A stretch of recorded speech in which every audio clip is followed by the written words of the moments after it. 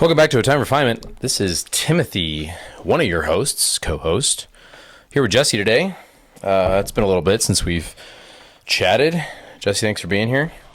We are doing an interview of you today. And the question that I have is, how has your walk been going, your personal walk? How has the success looked like? What have the pitfalls been? And what would be, well, we can just start with that, but what would be one thing that you feel like you're still struggling at the moment? One thing I'm still struggling with at the moment. This sounds really generic, but lately I've really been struggling with understanding the world. I feel like I am constantly regressing rather than progressing, especially when I feel like I have finally had something tangible, I've grasped something, and then something will come up where I realize I had a lot less knowledge on that matter than I thought I did. I don't know if that's helpful. Well, it has nothing to do with being helpful. I'm just asking. Oh. So regressing instead of progressing, is that something that's actually happening in reality, or is that something that's just happening in your brain? I know that's kind of cliche and corny. What's the difference? What's the difference? Well, I mean, there's kind of a difference. Well, reality as separate from my brain. My brain could be regressing where reality is not regressing or progressing, or maybe reality is progressing, I don't think that has any weight, or not weight, but I don't think there's an anchor point where my mind is regressing in tandem with reality. Okay. What do you feel like you are stuck on right now? Like what's something that is stopping you from, I don't know, just continually moving? Like instead of, hey, I'm good today, I'm going to keep moving. What's something that's just, I guess, been irking you or bothering you? Communication is, and I made a video on this, which more accurately summed up my thoughts, because we don't have a lot of time to talk about that right now. But I realize how, not bad, but how unhelpful I am when I communicate, because I think about things in maybe with needless complexity, and a lot of people aren't needing that from me in order to understand something more simple, maybe. So, yeah, I feel like I'm learning communication for the first time again. Like I know the words, I know the lexicon, but I am working on actually delivering that to the other person for the first time in my life. Well, social dynamics and social just awareness is more difficult than people care to admit, I think. Yeah. And I'm saying that for me personally too, because I feel like I do very well in that regard, and then someone will tell me something and I'm like, oh wow, I guess I didn't really think about that. So I mean, lighten up a little bit. Don't beat yourself up so much as far as the communication aspect goes. Again, I know that sounds cliche and corny, but also I didn't say this before the episode, but I'm planning on being a little more myself and not so professional on this channel. So Perfect. I'm probably just going to be more, I don't know, laid back, I guess, because I tend to put on like a persona with this. A mock rugged costume. Exactly. Throwback, for those of you that know what that is. But total of one person will understand that. Right, exactly. But the communication, yeah, for sure. I mean, human beings are pretty, I don't know, feel like we're pretty intricate and also not at the same time. We're complicated and not at the same time, simple and yet complicated. And it's just, Well, we swing between the two, right? Like we're Right. oftentimes our needs and desires are simple, but then we find things that complicate or muddy the waters, and I think we swing between that. I think it's like a pendulum. We're swingers. No, I'm just Yeah, kidding. we're swingers. We're gender fluid.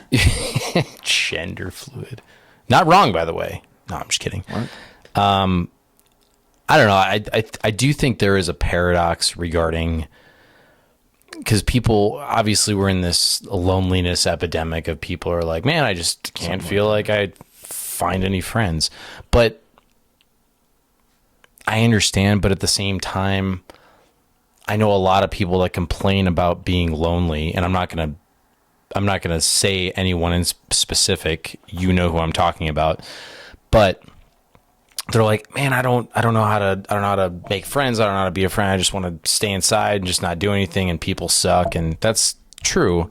But these are also the same people that do not want to try to get in the other person's shoes. They don't want to have any grace for the other person. They don't want to really get to know the other person.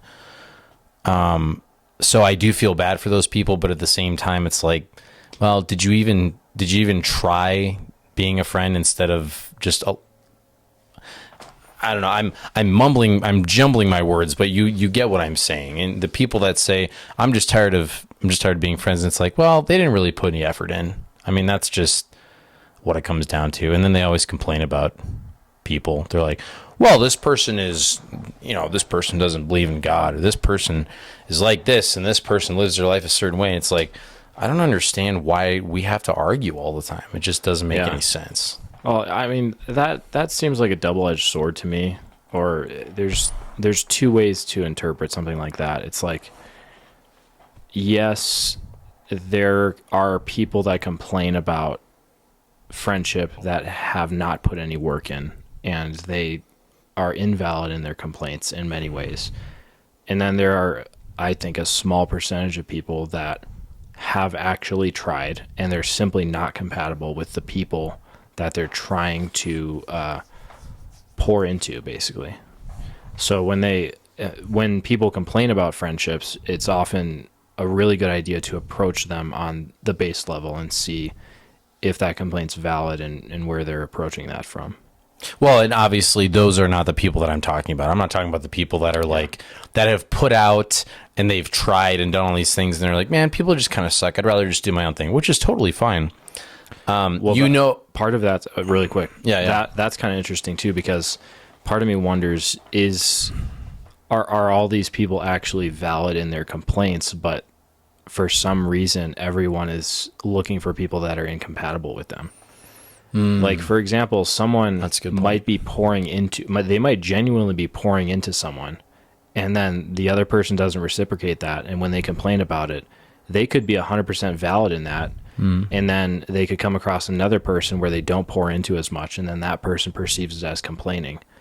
I think we often search for people that are not compatible with us because of our traumas, because of our attachments, whatever, and that is confusing for everyone, because no one's really alone in their complaints. They're just always looking in the wrong place. That's true. That's a good point. I mean, yeah, it gets me to think a little bit more, because I mean, that is true. I mean, there's people in my life that have probably poured into me more than I've wanted. I know it sounds weird. Yeah. And I'm like, this is a little kind of sketch or a little corny. I'm like, I don't know how I feel about this. But the other person is like, well, this is how I feel like I love other people. And that's what I was going to say, is it feels like, well, not it feels like, it is the case that everyone is sort of right in their own mind. And not that they are right in an objective sense, but that the way they think and feel and act are in accordance with their being, according to them. And it just so happens that because communication is hard, because language is hard, there's a disconnect between understanding people, because they think, well, why don't people understand me? I'm very clear. I'm very easy to communicate with. Again, everyone thinks this in their own head. But then when they come across someone who is actually more articulate than them, maybe, or they think a different way, then it's just this hodgepodge of confusion. Is hodgepodge the right word? I don't even know what that means. I think it means like it's a good word. a I like mess that. or a jumbled. Yeah, yeah, it is. It is. Yeah. Yeah.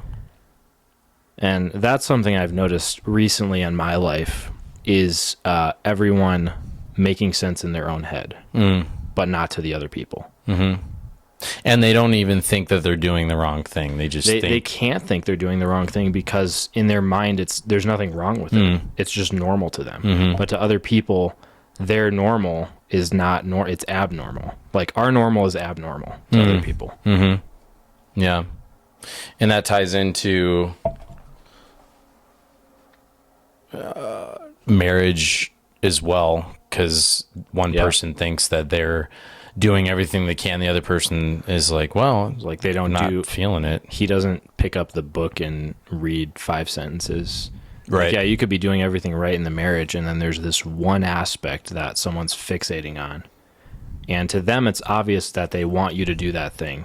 But it's obvious to you as the other person in the situation that the things I'm doing are the things that this person should want or should be happy with, whatever. Is it a good idea to let people know exactly what you want and need or what you're struggling with and what they should not be doing?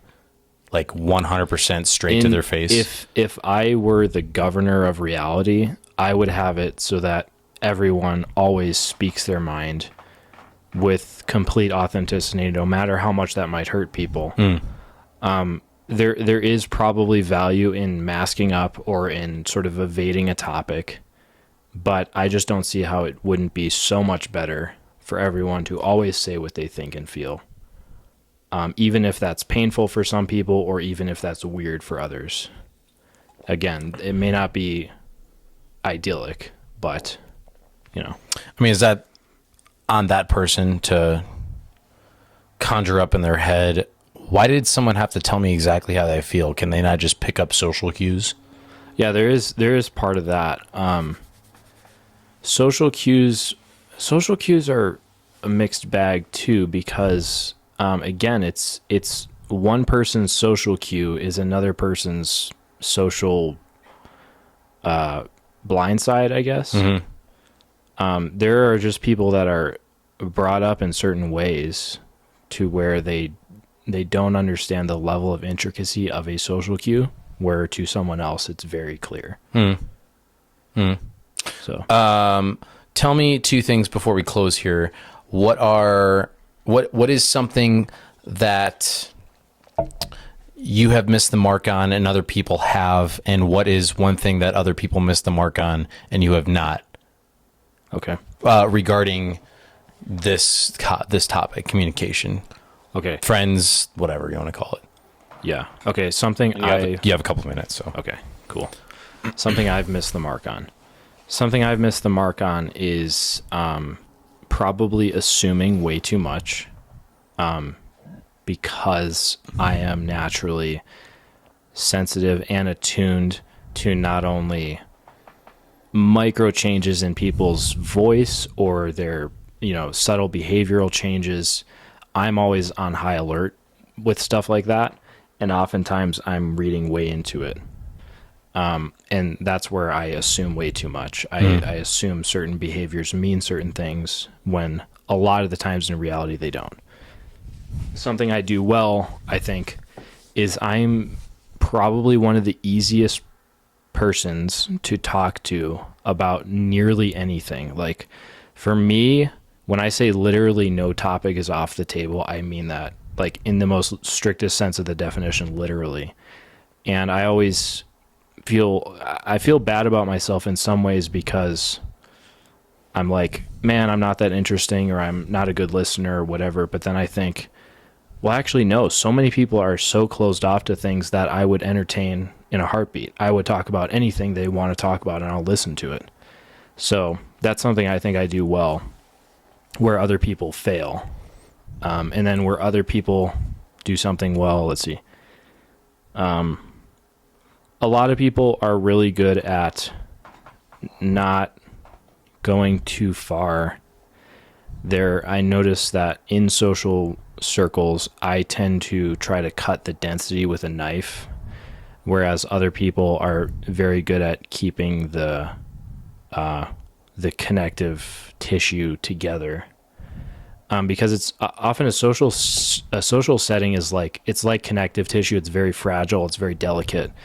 And I think other people recognize that where I don't. They recognize that it's a very sensitive matter often when you're in a friend group, and there are certain things you don't say. There are certain things you don't do. You always follow the vibe of the leader, so to speak, and everyone follows suit. And I've never been good with that. Oh, well said. I think that's probably true for a lot of us, honestly. Well, I appreciate you letting me know. Past couple guests have been really good, by the way. Really, Yeah. really Some good episodes. Yeah, really, really happy with that. So, yeah, that's what we got.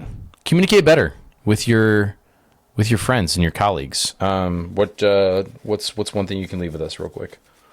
What specific? Just anything, or Yeah, anything. Yeah, closing out. don't be afraid to speak your mind 25% more than you think. You don't always have to hold yourself back. Oftentimes, people have more grace than you'd expect. So, It's also good for anxiety. yeah. That's what we got. Love you guys. Appreciate you. Cherish you. We'll keep these rocking and rolling. Really proud of where you guys have become. Keep on rocking and rolling. Keep on refining. Thanks, Jesse. Thanks.